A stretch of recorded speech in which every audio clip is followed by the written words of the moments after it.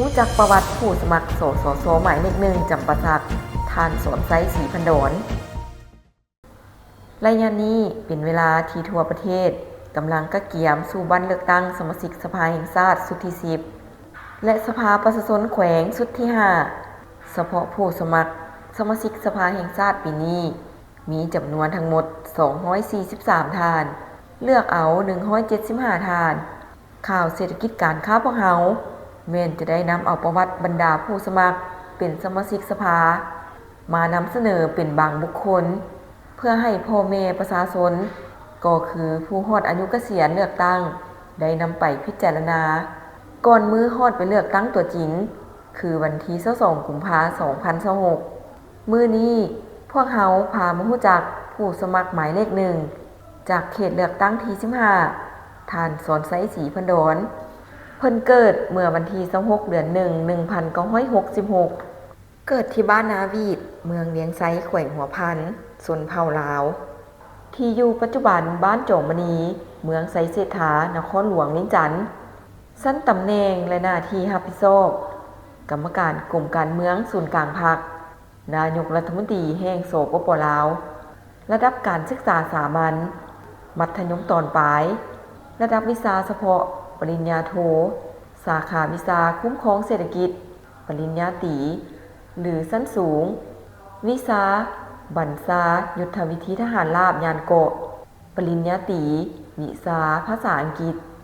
ระดับทฤษฎีการเมืองขั้นสูงวันเดือนปีเข้าสังกัดรัฐ20เดือน8 1987วันเดือนปีเข้าพรรคสมบูรณ์23เดือน9 1986การเคลื่อนไหวโดยย่อในแต่ละระยะ1972 หา 1976เรียนประถมโรงเรียนวัฒนธรรมน้องน้อย67เมืองหนานหนิงสป.จีน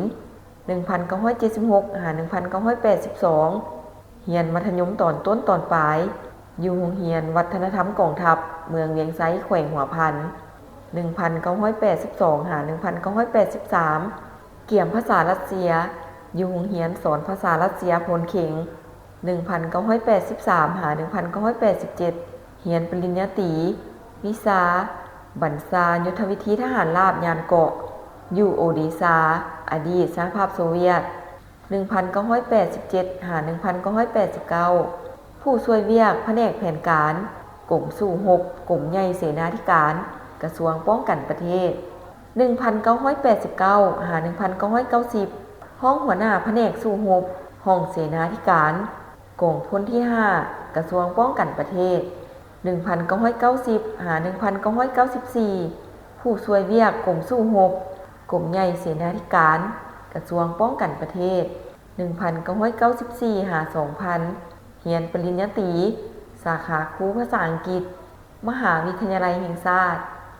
2000 หาเดือน4 ปี 2000เรียนวิชาการปกครองและบริหารรัฐอยู่สมปสเดือน8 ปี 2000 หาปี 2001เป็นห้องหัวหน้าห้องว่าการแขวงจำปาสัก2001 หา 2005เป็นกรรมการพรรคแขวงหัวหน้าห้องว่าการแขวงจำปาสัก2005 หา 2006เป็นห้องเลขาพรรคแขวงห้องเจ้าแขวงจำปาสัก2006 หา 2010เป็นกรรมการศูนย์กลางพรรคสมัยที่8ห้องเลขาพรรคแขวงเจ้าแขวงจำปาสัก2011 หา 2014เป็นกรรมการศูนย์กลางพรรคสมัยที่9เลขาพรรคแขวงเจ้าแขวงจำปาสัก2014 หา 2016เป็นกรรมการศูนย์กลางพรรคสมัยที่9รัฐมนตรีประจำสำนักงานนายกหัวหน้าห้องว่าการรัฐบาล2016 หา 2019เป็นกรรมการกลุ่มการเมืองศูนย์กลางพรรคสมัยที่10ห้องนายกรัฐมนตรี2019 หา 2021เป็นกรรมการกลุ่มการเมืองศูนย์กลางพรรคสมัยที่10ห้องนายกรัฐมนตรีกระทรวงแผนการและการลงทุน2021 หา 2022เป็นกรรมการกลุ่มการเมืองศูนย์กลางพรรคสมัยที่11ห้องนายกรัฐมนตรี2023 หา 2025เป็นกรรมการกลุ่มการเมืองศูนย์กลางพรรคสมัยที่11